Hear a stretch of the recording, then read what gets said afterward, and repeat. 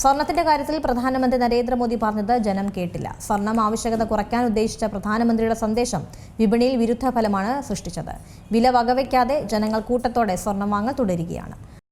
പശ്ചിമേഷ്യൻ യുദ്ധ സാഹചര്യത്തെ തുടർന്ന് സാമ്പത്തികാഘാതവും ആഗോള സാഹചര്യങ്ങളും വളരെ മോശമായ നിലയിലായിരുന്നു. അത് മെച്ചപ്പെടുത്തുന്നതുവരെ ഒരു വർഷത്തേക്ക് സ്വർണം വാങ്ങൽ താൽക്കാലികമായി നിർത്തിവെക്കണമെന്ന് പ്രധാനമന്ത്രി നരേന്ദ്രമോദി ഈ അടുത്തായിരുന്നു പറഞ്ഞത്. ഇന്ത്യയുടെ സാമ്പത്തിക ഘടനയിൽ ഏറ്റവും വലിയ ഇറക്കുമതി ചെലവുകളിൽ ഒന്നുകൂടിയാണ് സ്വർണം. അതിനാലാണ് സർക്കാർ ഈ നീക്കം സ്വീകരിച്ചത്. ഇതിനൊപ്പം സ്വർണ്ണ ഇറക്കുമതി തീരുവ 6% നിന്ന് 15% ഉയർത്തുകയും ചെയ്തിരുന്നു.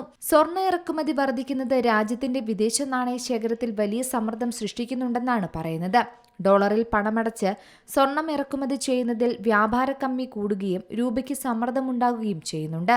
വർഷം തോറും ടൺ കണക്കിന് സ്വർണമാണ് ഇങ്ങനെ ആഭ്യന്തര ആവശ്യത്തിനായി രാജ്യത്തേക്ക് എത്തുന്നതും. സ്വർണ്ണ ആവശ്യകത കുറയ്ക്കാൻ ഉദ്ദേശിച്ച പ്രധാനമന്ത്രിയുടെ സന്ദേശം എന്നാൽ ജനങ്ങൾ കേട്ടില്ല.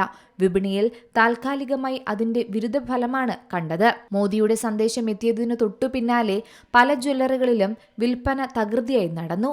ഏകദേശം 15% മുതൽ 20% വരെ വിൽപ്പന വർധനമാണ് രേഖപ്പെടുത്തുന്നത്.